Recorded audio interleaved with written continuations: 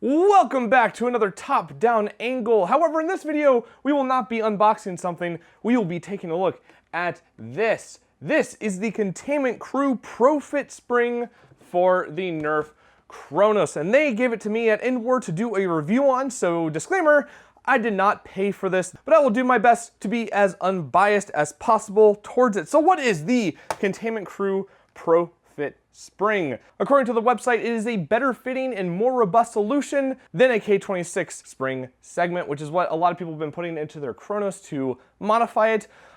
This is manufactured in the US from ASTM A228 spring steel, and it is sized precisely to fit the blaster for easier installation. Some of the features of this spring is that it has a closed end, so you don't have to do any sort of flattening or cutting of the end of a K26 so that it doesn't cut you or scrape around plastic on the inside of your Kronos. It has a spring rate of 11.867 pounds per inch, max force at full compression of 28.884 pound force or 13.1 kilogram, and it's estimated to maintain the form and strength through 100,000 plus cycles.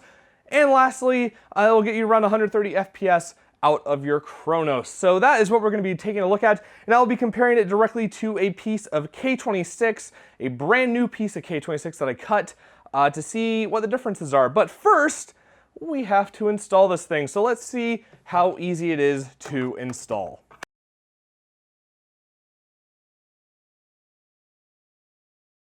And here we have the inside of a stock Kronos.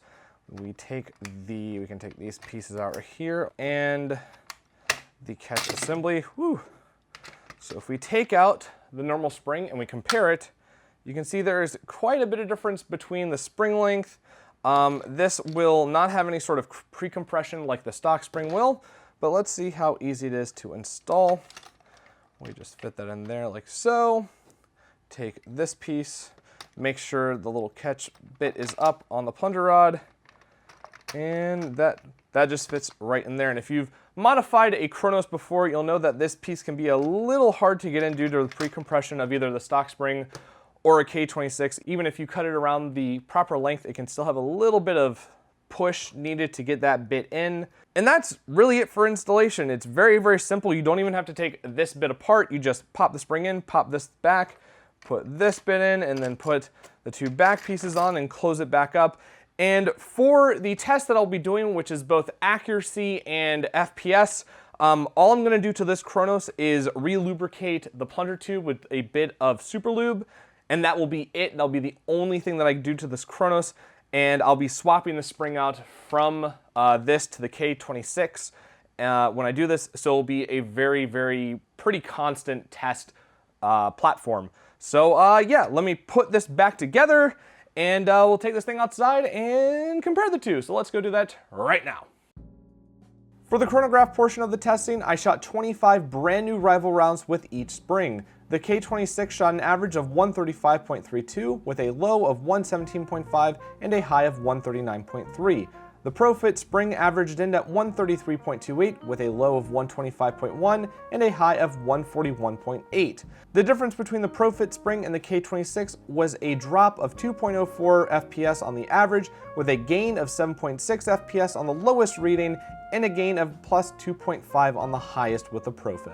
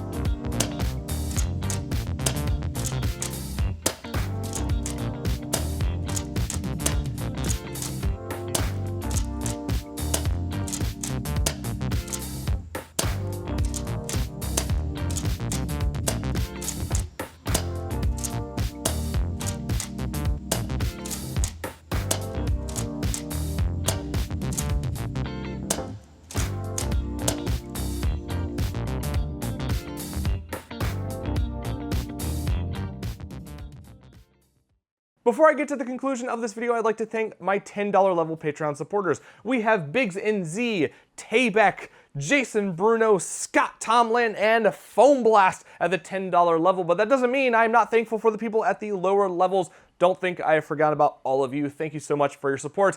With support through the Patreon channel, it helps me buy things like new rival rounds and a new Kronos to modify for things like this video or other shooting test stuff like flywheel reviews. So it really does help support the channel. If you're interested in supporting the channel through the Patreon platform, I'll have a link down in the description to where you can go check it out. Once again, thank you to all these people. Let's get back to the video.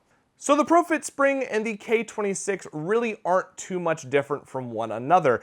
They both get about the same FPS, but the K26 is more likely to have the FPS performance change based on how you cut it. If you add a little bit more spring than, say, someone else's K26, you might get a bit more FPS. Cut it a bit short and you might have less FPS. But there's one thing about the K26 and other springs from McMaster-Carr that I've noticed, and that is you should really compress them before you cut them. All the springs I've gotten from McMaster-Carr, I have to push down and hold for like 5 seconds before releasing it because it does shrink just by a little bit. So if you don't compress your K26 before you cut it for the Kronos, you could actually be cutting just a bit too short for good use in the Kronos, and therefore you might get a little bit of FPS drop.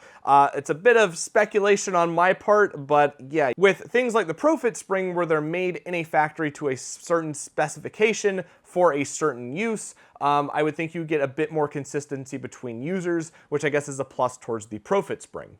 The accuracy test was more of curiosity to see if there was a very big noticeable difference between the springs, and even though the K26 had a slightly tighter grouping, I wouldn't say it's a better, more accurate spring for your Kronos because the Kronos just isn't very accurate when you modify it. If you take the Kronos up to about 130 FPS, your shots aren't gonna go where you want them to at 45 to 50 feet. So I'm not gonna say one of these springs is better than the other in terms of which one is more accurate, because accuracy with the rival line just kind of goes down the higher the FPS goes up. And of course, accuracy can also come down to what ammo company or type you're using.